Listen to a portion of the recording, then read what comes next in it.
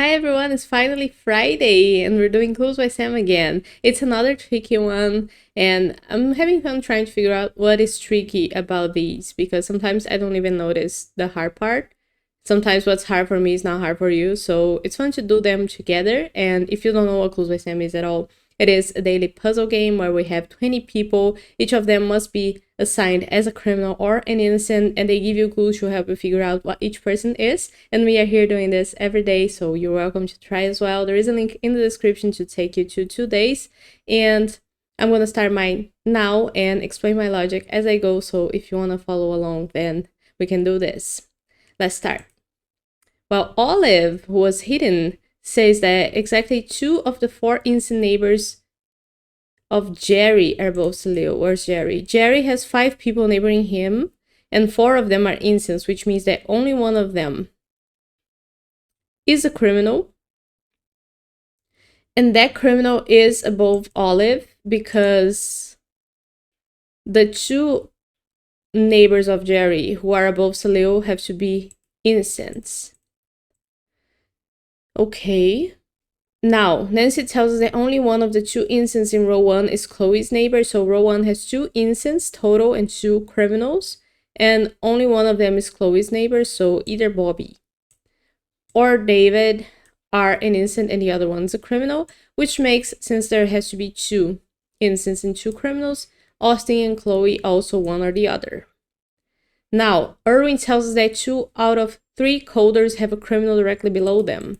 So there's 3 coders total. 2 of them have a criminal below them. So let's think about Bobby. Bobby could have either a criminal or an innocent below them. And whatever that is has got to be the same thing. Oh, let me try tagging, because if Gabe is an innocent, that will make Kyle a criminal, right? And that will make Gabe,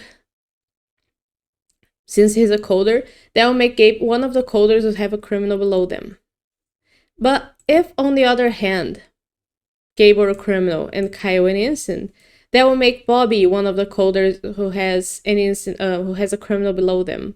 So in any case, only one of the coders in column B is gonna have a criminal below them, which makes the second criminal Ike, because he's the other person who is below a coder. I hope that makes sense. Now Ike tells us that exactly one of us 3 builders has an innocent directly to the left of them. So there's 3 builders total, and one of them has an innocent to the left of them. And we know that either Hope or Laura, who are both builders, are gonna have an innocent to the left of them. There's no way for both of them to have criminals. So that means that Ike couldn't have an innocent to his left, which makes Hope a criminal. Now, we can erase these tags. Hope now tells us that exactly 2 of Laura's 4 innocent neighbors also neighbor her. So where's Laura? Laura has 8 people neighboring her. 4 of them are innocent, which means that 4 of them are criminal, and we know about 3 criminals already. 2 of the innocents also neighbor Hope, and one of them is in column B here. It's either going to be Gabe or Kyle, who are the 2 people who are shared by Laura and Hope in column B. And one of them is an innocent, the other one's a criminal, which makes Maria the second innocent in that situation. And now we know that since Laura has to have 1 more criminal neighbor, and she already has 3, one of them in column B and 2 others in row 2, Paula and Ruby have to be one or the other to make a 4th criminal and a 4th innocent. Maria now tells us that only one of the 4 innocents neighboring Hope is David's neighbor. So Hope also has 4 innocent neighbors, 8 neighbors total, and 4 criminals, right? But one of those innocents is also David's neighbor. So that makes Chloe an innocent, because it's the only person who neighbors both Hope and David who could be an innocent. And since we know that Chloe makes being an innocent makes Austin a criminal, we can do that. And now we know that Hope has one instant neighbor here, one instant neighbor here, that's 2. She's gonna have a third one here, and a fourth one here in column B. So Laura has to be a criminal.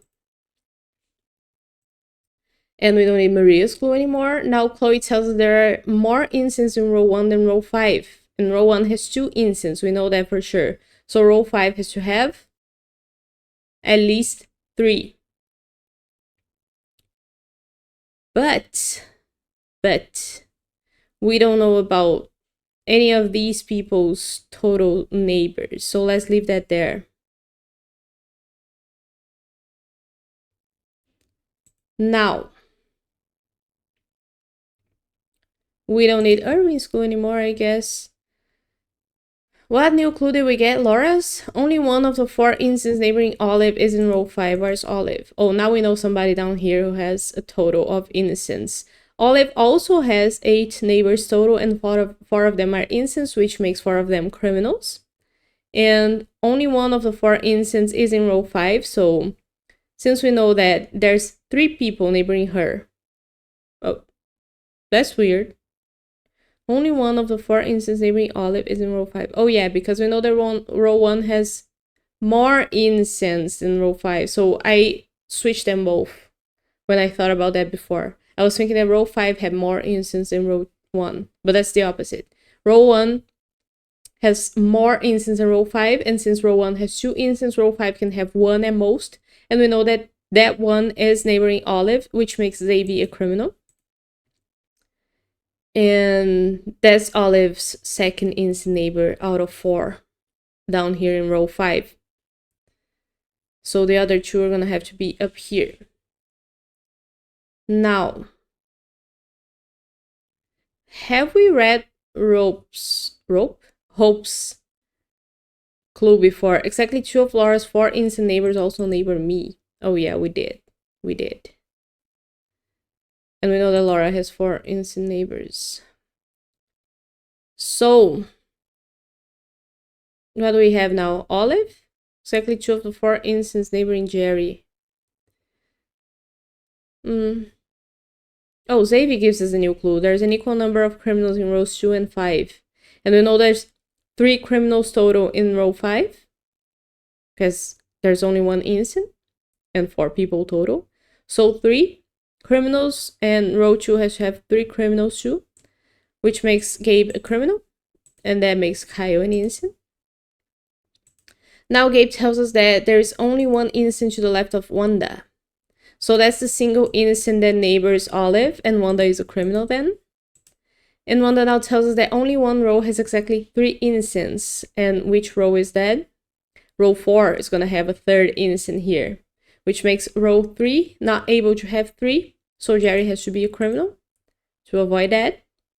And now Jerry tells us that each column has at least 2 innocents. What column doesn't have a second innocent? Column C needs a second innocent, and that can only be Paula. So Paula has to be an innocent, which makes Ruby a criminal. And what now?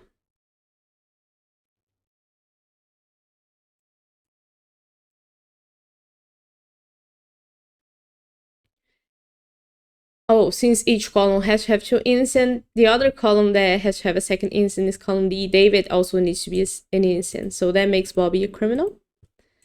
And now Bobby tells us there are more innocent clerks than innocent coders, and there's only 1 innocent coder, who's David. So there can only be, there has to be at least 2 innocent clerks. Where are all the clerks?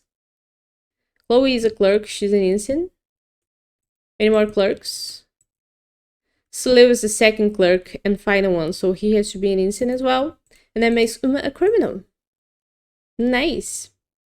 Sometimes I pick up a little bit of the flavor text, but I don't actually read it. But I kind of know the theme, so I think I'm gonna go back and read this one. It talks about movies. But that will be it for today. The tricky one in less than 9 minutes. I hope you enjoyed this. It was really fun. I didn't figure out what was the tricky part again, but it's interesting to think about that. Sometimes I'm so used to the mechanics that I kind of have them all sort of laid out in my mind what I have to go. So that's the proof that practice helps make you better, and I'm here to help you with that. So I'll be back here again tomorrow with more Clues by Sam to help you even more. And I hope you have a nice kickoff to your weekend. See you tomorrow.